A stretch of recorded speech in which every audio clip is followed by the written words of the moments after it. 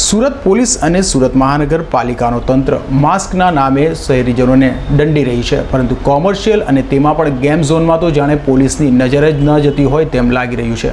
અને આમ જ પોલીસ અને સુરત મહાનગરપાલિકાના તંત્રની રહેમ નજર હેઠળ કોવિડ ગાઈડલાઇનનો ગેમ ઝોનમાં અભાવ નજરે પડ્યો હતો।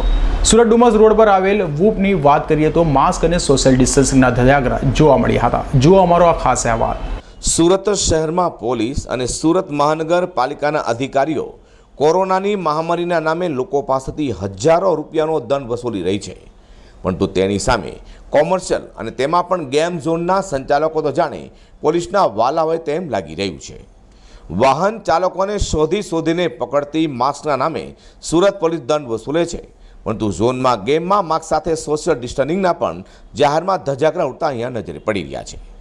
વાત કરી રહ્યા છે સુરતના ડુમસ રોડ પર એરપોર્ટ સામે આવેલા વૂપની।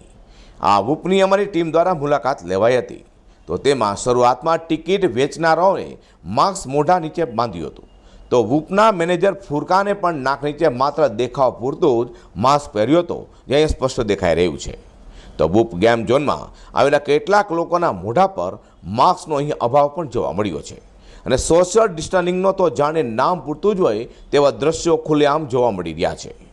આ વૂપ ગેમ ઝોનમાં જો ન કરે નારાયણ એક પણ કોરોના સંક્રમિત આવે તો ત્યાં હાજર શહેરીજનો સાથે નાના બાળકોને તેની અસર થાય તો તેનો જવાબદાર કોણ? આવા અનેક વેધક સવાલો ઊભા અહીં થઈ રહ્યા છે।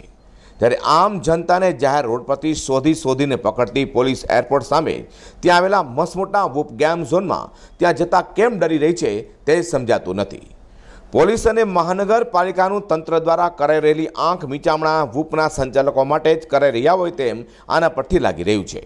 તે સુરત મહાનગરપાલિકા અને સુરત પોલીસના જાંબાજ અધિકારી અને કર્મચારીઓ કે જે જનતાને પોતાનો પાવર બતાવી રહ્યા છે, તે વૂપના વિડીયો સામે આવ્યા બાદ વૂપના સંચાલકો સામે પોતાનો પાવર બતાવશે કે પછી ત્યાં ચૂપ રહેશે તે સમય જ બતાવશે। નમસ્કાર દર્શક મિત્રો, અત્યારે G24 ન્યૂઝ ચેનલની ટીમ ખાસ કરીને સુરત એરપોર્ટના એટલે કે સુરત ડુમસ રોડ પરના એરપોર્ટની સામે આવેલા અમારી પાછળ આપ જોઈ રહ્યા છો વોપ WOP ગેટ હાઈ એટલે કે વૂપ ગેટ હાઈની અંદર છે।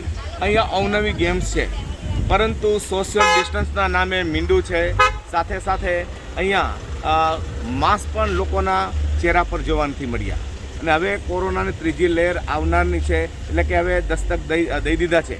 ત્યારે આ મારી પાછળ ગેમ ઝોનની અંદર મોટાભાગના લોકોના ચહેરા પર માસ્ક નહોતા, સોશિયલ ડિસ્ટન્સ નથી, તો શું આની અંદર સુરત મહાનગરપાલિકા કમિશનર બંછાનિધિ પાણી આમાં જરૂરી પગલાં લેશે કે પછી સુરત ડુમસ પોલીસ આમાં જરૂરી પગલાં લેશે કે નહીં તે આવનાર સમય બતાવશે, કારણ કે ત્રીજી લહેરે દસ્તક દઈ દીધી છે। G24 ચેનલ માટે હું પ્રકાશ વાળા, કેમેરામેન વિજય મકવાણા સાથે સુરત।